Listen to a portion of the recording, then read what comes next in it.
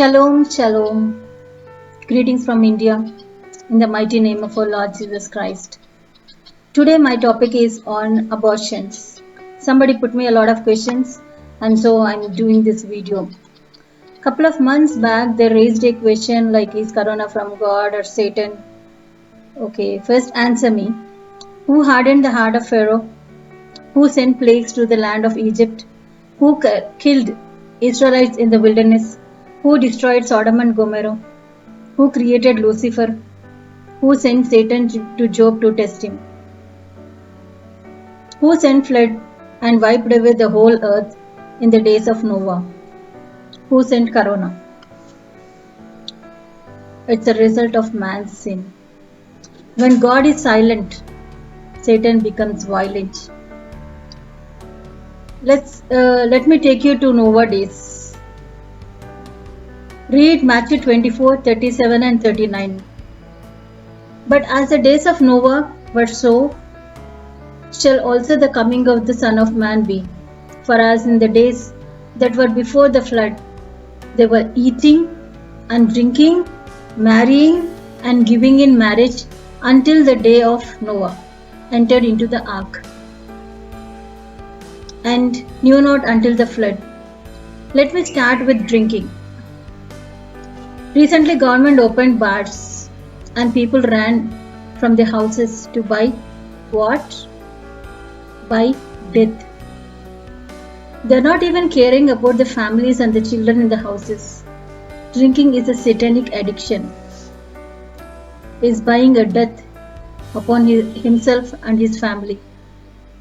Let's talk about the marrying. It was much better in Noah's days. At least they were marrying. What about today's society? No marriage, only contract living together, just sleeping around and going for abortions. As the sin was too much in the days of Noah, God had to wipe away the planet Earth with waters. But now, it's even more worse. Sex is a pleasure game for many countries. Throwing fetus, infant babies in the garbage and going for abortions is their lifestyle. Why HIV is spreading? How many people are dying with HIV? It's in millions. Today, we are crying that many people are dying due to coronavirus. Do you know that God cries a lot? Have you ever tried to understand how much God is crying? His tears, His weeping, His lamentations. Today we are trying to know how many corona cases in the world. Have you ever tried to know how many abortions happening in the world? Have you ever thought that God is lamenting because of these deaths? Today you raise your voice saying corona is killing people. What God is doing? My dear, what you are doing? According to WHO, every year in the world there are almost estimated 40 to 15 million abortions. This corresponds to approximately 1.2 to 1,25,000 abortions per day. By the way, it's recorded in the hospitals. But what about the abortions happening between the four walls? You know what? You are trading your pleasure with death. Now what is our duty now? Being a daughter of Zion, daughters of Zion, children of Zion, what are we doing and what we have to do? Let's go to Lamentations 2, 18, 19 and 20. Now don't come and say that this portion is from Old Testament and it does not apply now. These situations are still happening and God revealed to my spiritual mentor, so it is still there. Let's read together. Their heart cried unto the Lord, O wall of daughter of Zion. Let tears run down like a river, day and night. Give thyself no rest. Let not the apple of thine eye cease. Arise, cry out in the night. In the beginning of the watches, pour out thine heart like water. before the face of the Lord. Lift up thy hands towards him for the life of thy young children that faint for hunger in the top of every street. Behold, O Lord, and consider to whom thou hast done this. Shall the woman eat their fruit? This is called abortion. And the children of a span long. Shall the priest and the prophet be slain in the sanctuary of the Lord? So this is what the word says. What we have to do. What is our responsibility now? Being a believer, we need to do. We have a responsibility. Apart from claiming the benefits of the believer, we have our responsibilities.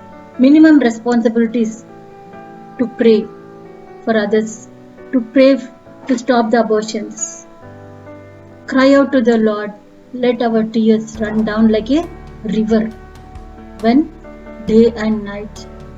Give thyself no rest. Let not the apple of our eye cease. We need to cry in the night, in the beginning of the watches.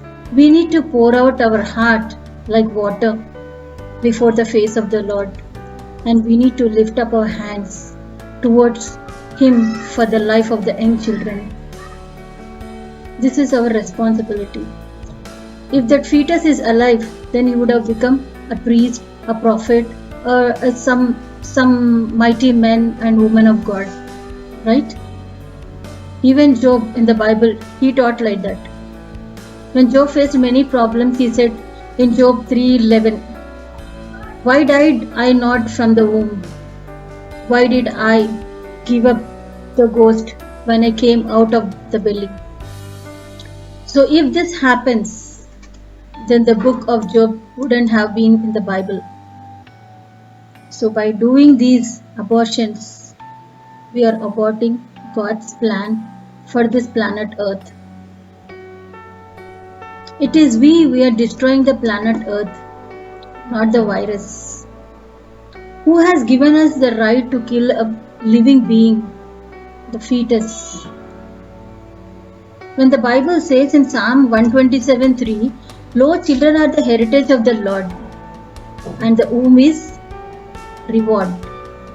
Many are still barren today because of the reward of the Lord was not given to them. So because of all this, God is lamenting, and he is writing in the book of Lamentations. Hope you are getting. This is nothing. Much more is yet to come. This is not the end of the earth. There are many things are yet to happen. Let's read Haggai 2:6 and Isaiah 13:3. At once it is little while, and I will shake the earth and the earth and the earth and the sea and the dry land. Now God is shaking the planet Earth. He already started. Now when he shakes the sea, it reflects in tsunami. When he shakes the heaven, it reflects in hailstones and thunders and storm and in lightning. And when he shakes the dry land, it reflects in earthquakes. Are you understanding? So we need to do our responsibility of praying, lifting up our hands in the middle of the night, crying for the children that they are dying. As a believer, we need to pray for others. We need to face the things. We always watch news. So many things are happening. Now it is our responsibility to sit in the presence of God and pray for these children. Let's not go for abortions, please. That is not the will of God. Not the prime minister or the big person is if somebody dies, they're going to do big funeral or some function like thing. Even a small baby from the day one is a living being. The breath of life is in him. The spirit is in him from the day one.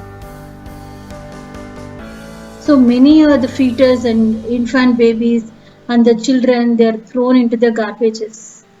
Thousands and thousands and millions of millions of fetus lying down in the drainages. So let me conclude now. Because of all this, God is silent. Without God's permission, Satan can't do anything. God is using Satan's trick to prepare the bride church. He made everybody to look unto him.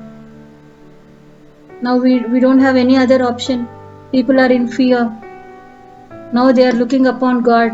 Now they are spending time in God. All these days they have a word called I'm busy, I'm busy. They were busy for God. They were busy to read the Bible. Now what they are doing? No other option. Full lockdown. Now everybody started reading Bible. Everybody started gathering in the families and praying. Job was a just man. And when Satan had to touch Job, he had to take permission from God. So for a believer, for a true believer, I can say true believer, because believers also they were half believing and full believing. They call themselves as believers, but they didn't believe in Jesus. They believe in certain things, but not in all things. They are also in fear. Being a believer, you are also in fear. You are also in fear of recession. You are also in fear of the virus everywhere. What happened to your faith? When God is shaking the earth, what is happening to the foundations of your faith? Are they shaking today? Or are you standing? Are you believing God that God will definitely make you stand in this situation, in this crisis? So to touch a believer, Satan had to take permission. To touch you, he should have a permission. You are bought by the blood of Jesus. There is a covering upon yourself. Nothing can touch you. No weapon that is formed against you shall prosper. God is there. As a believer, you don't need to worry. Nothing will touch you. Nothing will harm you. That's a guarantee. That is the benefit of the believer. You need to believe. Then you will receive. Yes, God has come to give life and life in abundance to all those who believe in Him. Are you thinking that God is allowing death on you? No, as a believer, He has come to give you life and life in abundance. You believe that, then you will receive. So let's not do the ministry let's do the ministry that is acceptable unto God, not acceptable unto men. Let's not go with the flow. Intimate relationship with God is very important. Ministry is not a show off. It's not doing for the other people's sake. First, it should be between you and God. How much quality time you are spending with God? What are you doing in a day? This is all you need to understand. So let's do the ministry that is acceptable unto God, that will wipe away His tears, and that will give calmness to His spirit, and that will give rest to His spirit. Say big no to abortions. Hope you got it. Mercy unto you, and peace and love be multiplied in your lives. Thank you for watching. See you in the next video. God bless you.